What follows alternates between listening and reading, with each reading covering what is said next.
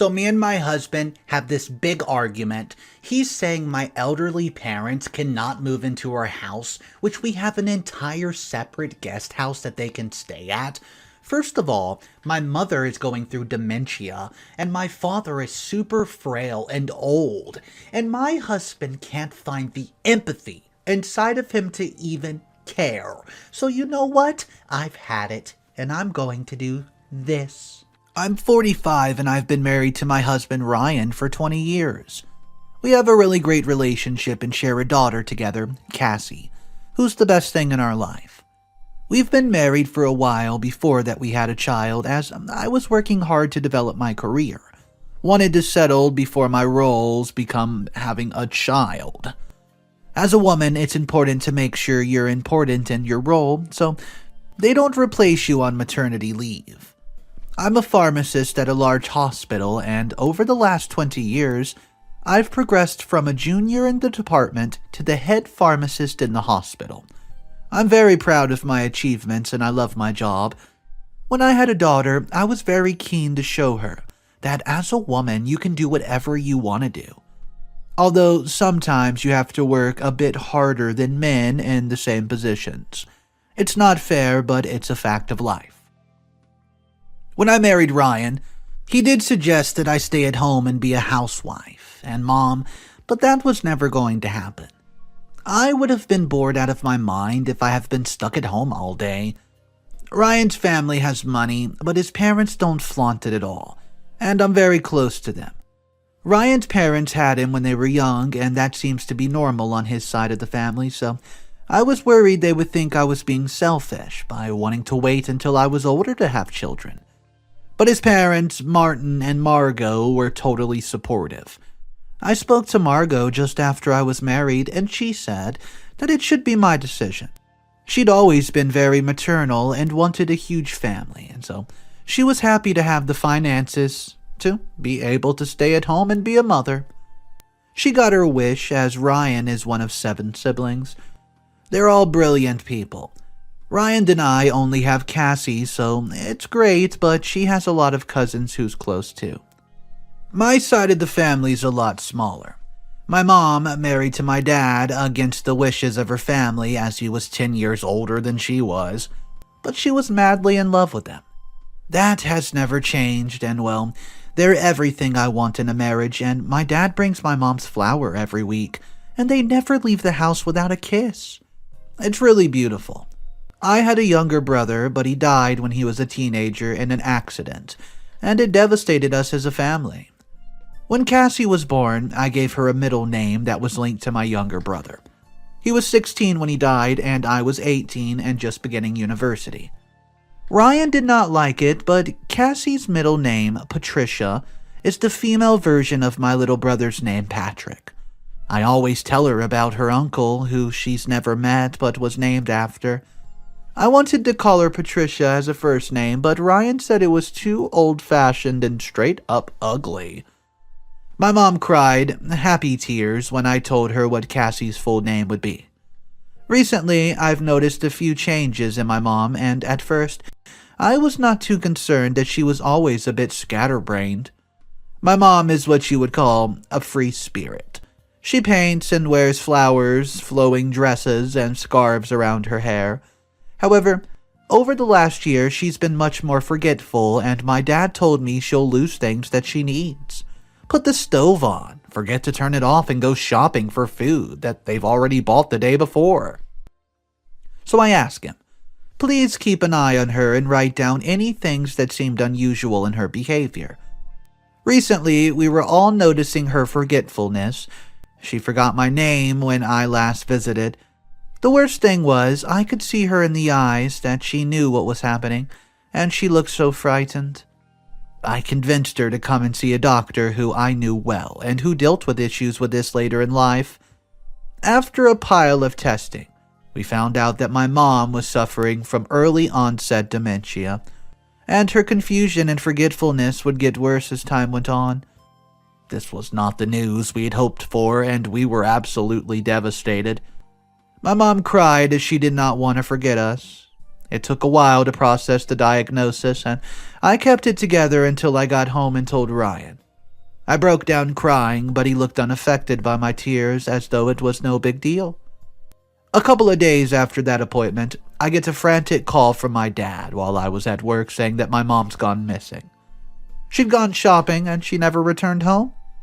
She had a mobile phone but was not answering it, and my dad's a lot frailer than mother and was not sure where to look. So I call Ryan. I asked him to go to the supermarket my mom uses and look for her, but he said he's just too busy. I had to apologize to work and go myself. I found her sitting by the river feeding the ducks. She had no idea how she even got there. It was at that point that I knew I had to work out some sort of way to make sure my mom remained safe. We live in a fairly large house. That's Ryan's parents. They built it for him, though. Complete with a guest house that's used for guests and also for clients of the business when the family wants to make a good impression. We're not the only ones with a guest house. Nearly all the houses belonging to the family have some version of one. It's a luxury I've never thought I would ever have as a child, so I thought it made sense to use ours as a place for my parents. There would be safe, and I'd be able to help my dad care for Mom. As our property has large gardens and is gated, my mom would be safe and not able to just wander off without us knowing. Although it devastated me, I'd accepted that soon my mom would no longer be my mother I knew, and I needed to make her safe. I raised this to Ryan and explained that we would sell my parents' house and they would live with us until they passed away. I had it all planned and it never crossed my mind Ryan would say no.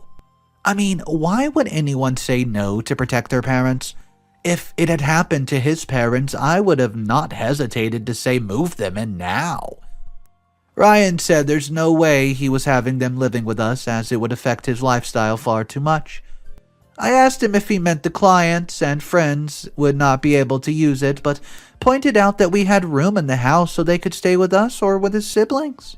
Ryan is adamant that my parents will not be moving in, and that I should start looking for care homes as he was not a charity case. I'm shocked and trying to get my head wrapped around why he's refusing to help my parents. I don't want them to go into a care home when we have a safe haven right here for them. Am I out of line for asking to move my parents in?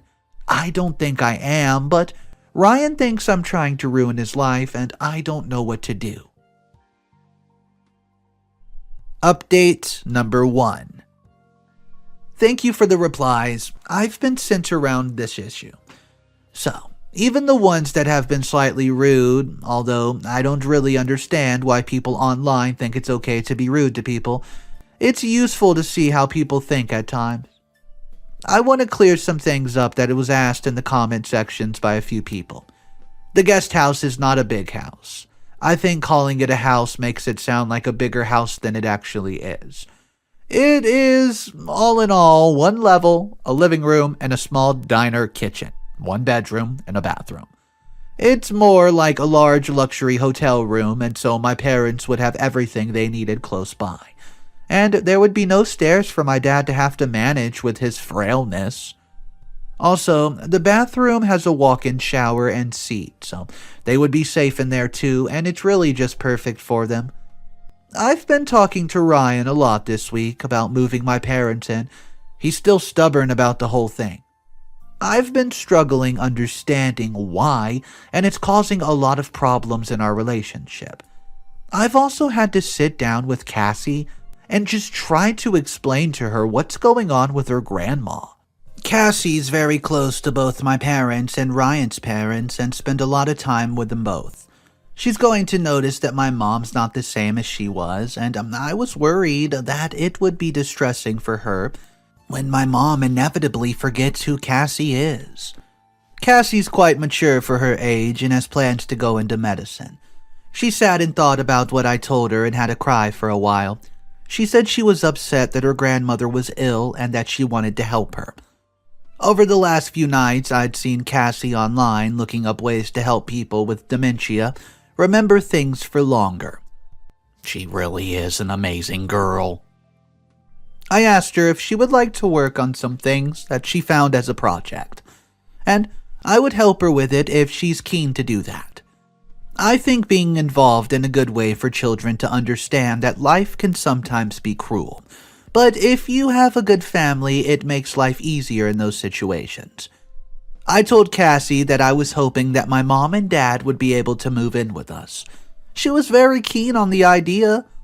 She asked when they were moving in, but I told her that her father was not sure it was a good idea, so I didn't know what was going to happen, or if it even was going to happen. This may have been a mistake on my part, as Cassie is a very determined little girl, and soon I had Ryan demanding to know what I was playing at by using Cassie to try to convince him to let my parents move in, when he was not going to let it happen. He was very angry and shouted at me like that he should not be made out to be the bad guy in this. So I shouted back as I was so tired and fed up that if he did not want to look like the bad guy, then maybe he should stop acting like the one. From my position, Ryan's being selfish and I don't understand what he's doing. My parents have never been anything but kind to him. They get on really well with Ryan's family as well. Over the years, we've become a blended family. Well, the argument goes on for a while, and I was glad that Cassie was staying with Ryan's parents for the night with some of her cousins. We've always been careful not to argue around her, at least. Obviously, she knows we disagree at times, but we never have big arguments in front of her. To be fair, Ryan and I are very rarely in a fight, as we have a good solid relationship. I never thought that the issue that would break that down would be me wanting to care for my parents. I told Ryan that we cannot go on like this. We need to talk it out, and I need him to help me understand why he's so against the idea, whilst Cassie was not there. The last thing I wanted was for Cassie to be caught in the middle of this. Ryan, somewhat dramatically, I thought, threw his arms up in the air and sat down on the sofa saying, "Fine, let's talk." I explained all my reasoning and told Ryan exactly what the doctor had said about what the future held for my mom. I explained that as my dad was getting older, it would be too much for him to care for my mother as he would need more care for himself. We had always assumed that he would be the one who would, get frail first due to the age difference and that my mom would be his caretaker.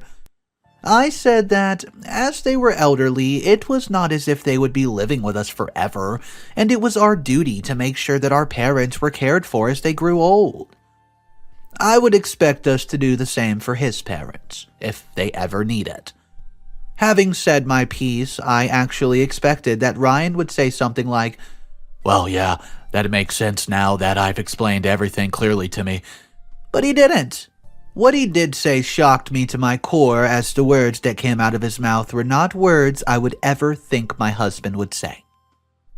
I was so angry that I've been thinking about this over and over, and this is an overview of basically what he said. It's not word for word, as I was too mad to make notes, but it's a general idea. He said that my argument was stupid, as he would never be in the position with his parents, as his parents would never be this needy, and he would put them in a care home if they were unable to care for themselves. He said that I was not seeing the bigger picture, and I needed to open my eyes to reality. He said that he had friends and clients who stayed with us all the time, although I was right that we had more than enough room in the home. How could he hold his head up and expect these important guests to have to see a geriatric old man and basically an old lady who's losing her mind in the guest house? They expected to use, or worse, walking around in the garden. It'd ruin his reputation and people would absolutely pity him. Most of his argument faded into the red mist that rose within me when he called my mom certain names. My mom, who had treated him like a son, who would do anything for us, was being called a name that should never be uttered by anyone. It's a word that belongs in the dark past when people did not understand mental health and degenerative brain conditions. Now, this is where I think that you'll judge me, but I was so darn angry. I screamed at him that I hated him right now, and he was an awful human being. In anger, I pulled my wedding and engagement ring from my finger and threw them at him, saying that I would not be married to such a heartless, ignorant, small-minded man who would talk about my parents like that. Well, Ryan just laughs and asked if I was hormonal, as I was acting unhinged and maybe he should be worried about my mind as well. That's when I poured a full red wine glass of aged Merlot all over his head, dripping stains on the perfect white sofa he oh so adored. Then I left. I had no idea where I was going, and I didn't want to go to my parents as my mom would not understand anymore, and I didn't want to let my anger and distress upset her. So, I went to the other places where I've always felt comfortable and safe. I went to Ryan's parents. I'm not sure what they thought when they opened the door, as I was a crying mess, and I looked a bit like an angry animal, where my eye makeup had run down my face.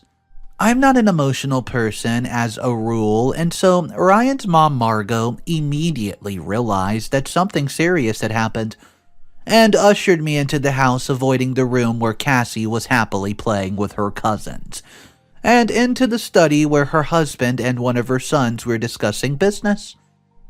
It did occur to me that I should not have come over here, as it was their son I was angry at, but I didn't know where else to go. Margot was so kind that it all came pouring out with a sobbing mess. It took quite a while to get the whole story out, but they let me talk, and by the time I'd finished, I felt better for getting it out. I apologized for bringing my problems to their house, but I didn't know where else to go. I said I would book a hotel as I didn't want to go home, and asked if Cassie could stay with them so she was not dragged into it. Margot looked at me and said, "You're not going to a hotel, you are staying here."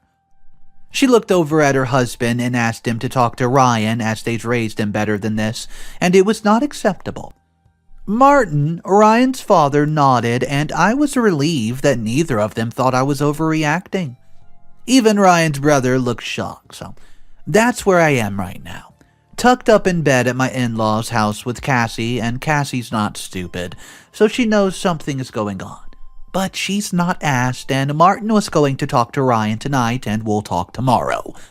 I'm so tired and mentally exhausted right now that all I want to do is sleep.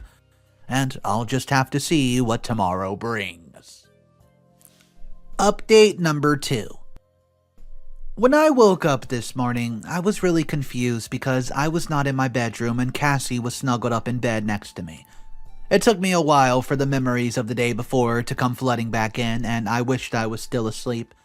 Not wanting to wake Cassie as it was still early, I quietly got dressed and went downstairs to make some coffee. Margot and Martin were both already up and dressed and sitting in the kitchen with coffee when I walked in, and I smiled. Still feeling awkward, Margot smiled and told me to sit down while she poured me some coffee and made me some toast. I wasn't hungry, but she said I need to eat. Martin patted the seat next to him at the table, and I felt loved and welcomed. He said that he'd spoken to Ryan on the phone the previous night, and he had expected Ryan to say that I've misunderstood, that it has been a case of crossed wires, which could sort out when we both had calmed down. I was about to say that I did not think that's what happened, but Martin held up his hand to say that he had something else to say. Martin went on to say that he had been so shocked to hear that Ryan doubled down on what he had to say about me and had used the same disgusting language to describe my parents as he had used with me. Margot sat down, putting coffee in front of me, and added that she'd hoped that it'd all been a case that I've misheard what Ryan said. But he's been as hateful on the phone to Martin that there's no way any of this was a misunderstanding. She put her hand on top of mine and said that she was so upset and angry on behalf of my parents and me. She couldn't understand why and what Ryan was thinking. I said that I did not see how I could go back to Ryan if he genuinely felt the way he did about my mom and dad. I mean, they were my parents, and I would not let them be shoved into a nursing home just because they would be more convenient for my husband. I knew that if we put my parents away, it would be detrimental to both my father's frailty and my mom's dementia. In a safe family environment, I was sure that my mom would be able to keep hold of her memories longer, as I could make sure she had the best treatment and medication available to her. She was very young still, and I would not give up on her. Also, it was important to me that Cassie had as much time as she could with her grandparents as she loved them so much, and they in return worshipped my daughter. I said that unless Ryan was prepared to change, I would have to leave. I had no choice, and I'd be taking Cassie with me, as she would not be forced to hear the kind of words Ryan used about her grandparents. I reassured Martin and Margot that I would never let my separation from Ryan affect their relationship with Cassie, or with myself, as I loved them very much. Martin and Margot exchanged a look, which made me worried that I've overstepped, but it turns out they're agreeing with me.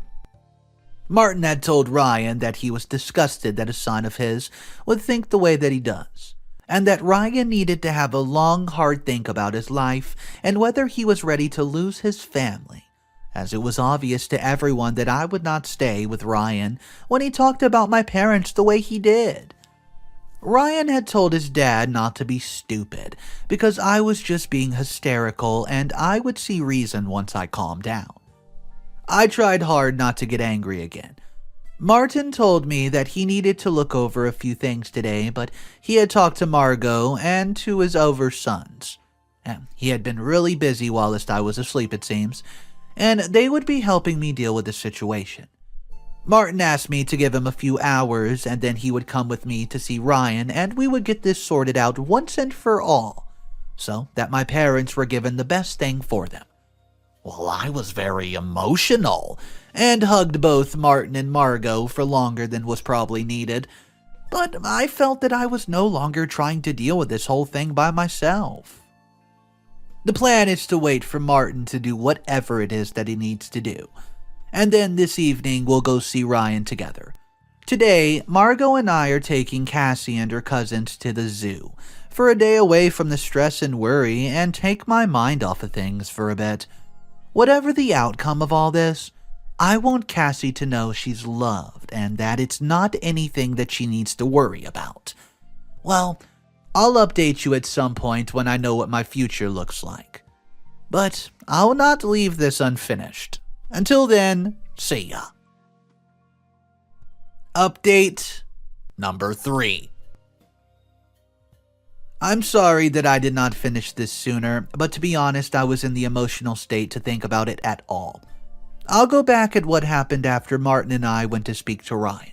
I was distracted all day, with Cassie and my nieces and nephews at the zoo, and for a few hours, I was able to put it all out of my mind.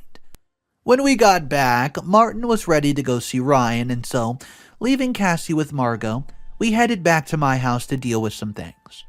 Martin asked me to trust him and not to get too mad, as he had things in place to deal with whatever happened.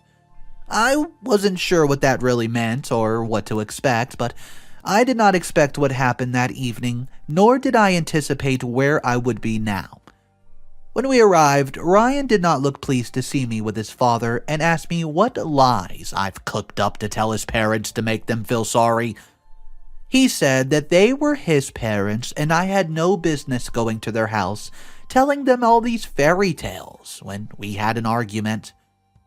I was going to reply, but Martin shook his head and answered instead.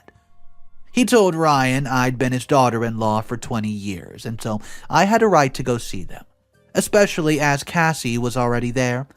Ryan did not see it that way and accused me of trying to turn his parents against him. I did not recognize the man in front of me as the loving husband I've been with for 20 years. I couldn't understand what happened to bring his hate out. Ryan's dad told him to stop and think about what he was saying, as he was running the risk of driving me away. And was this what he wanted his daughter to see? We tried to reason with him for over an hour, but he would not back down or change his viewpoint, and we felt as though we were wasting our time. I was so upset as I could see my marriage drifting away from me, and it was not what I wanted to happen. But I had to do what was best for me and my daughter. Martin asked me to wait in the car whilst he talked to Ryan on his own, which confused me, but I was so fed up with the fighting that I agreed. Martin was in the house for around half an hour before he came and joined me in the car, and sadly said that Ryan was not going to change his mind. As we pulled away, Ryan appeared at the door screaming abuse at me as we drove away, and I cried all the way back to my in-laws' home. I did not get the full story about what happened until later that evening, when I'd been able to settle myself and someone of Ryan's brother arrived. The ones that lived close by and were speaking to Martin for the last few days. I'm still in shock at what this family has done to me. I expected Martin and Margot to say that there was nothing more they could do, but Ryan was their son, and so they had to stand by him. This is not what happened. That night after we visit Ryan, Martin called us all together and went over the papers that he gave Ryan while we were there.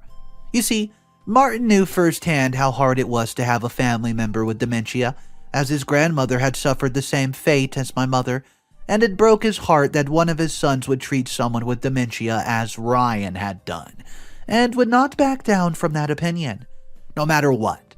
He had given Ryan every chance to be rational, even offering to buy him reading material or look for courses on the subject of dementia. Martin asked his son, as it was in their family genetics, what would Ryan do if Martin or Margot were diagnosed? Would he be as cruel to his own parents? Ryan had answered yes, he would, as it was a sign of weakness to be like that. That finalized Martin's decision, and he handed over the documents he's drawn up and made an official notice with his lawyer. There were a lot of things that I did not need to tell people who are not family, but this is what the decision led to in general terms. Ryan was taken off the board of directors for the company, and his shares were canceled. He would now have to either work with them as an employee or find a new job. His parents would be supporting me in the divorce, and the shares and benefits would now be signed over to Cassie instead of Ryan. It was made clear to him that I was not the one benefiting, so he had no reason to take it out on me. I was still in the bad position of not knowing what to do with housing of my parents, and now for myself. But Martin said he had that covered. There was a house that had been built as a spare, with the plan to sell it or rent it to clients. But now it's being signed over to me and Cassie. It was a safe place for my mother and dad, and it was close to Martin and Margot. Margot said that when I was at work, she would help out with my mom now her children were grown. She also suggested we take my cousins around to play with Cassie, and maybe it would help my mom and dad stay strong. I thought it would, as my mom adores children. So here we are, months down the line, and I'm settled into my new home. My divorce is going pretty well, and even though Ryan's fighting the terms, he has no chance against his father's lawyers. I've told him if he would apologize and educate himself, I could in time forgive him, as I've loved him so much. There's no sign that he'll ever change, though, and he's happy to lose everything rather than admit that he's wrong. It's sad that people still feel this way about people with mental health and cognitive issues, but if anyone has ever felt the same as he does, just be warned that your ignorance may cost you everything and everyone you love. In my opinion, I think things worked out the best for OP. Now she's with her daughter, and she's in a very safe place with her parents. If it was not for her ex-husband's father, though, none of this would have fell into place, and well, it would have been an absolute disaster for OP. So my opinion to you guys, I want to know, what do you think you would have done differently if you were in OP's unique position and had to deal with this falling out with her husband and running off to his parents because, well, her parents were basically handicapped? Let me know your thoughts about that. Drop your opinions in the comment section. Guys, thank you so much for joining me. I hope you enjoyed today's video. If you did, show a little support by subscribing. Have a fantastic day, and I will see you tomorrow.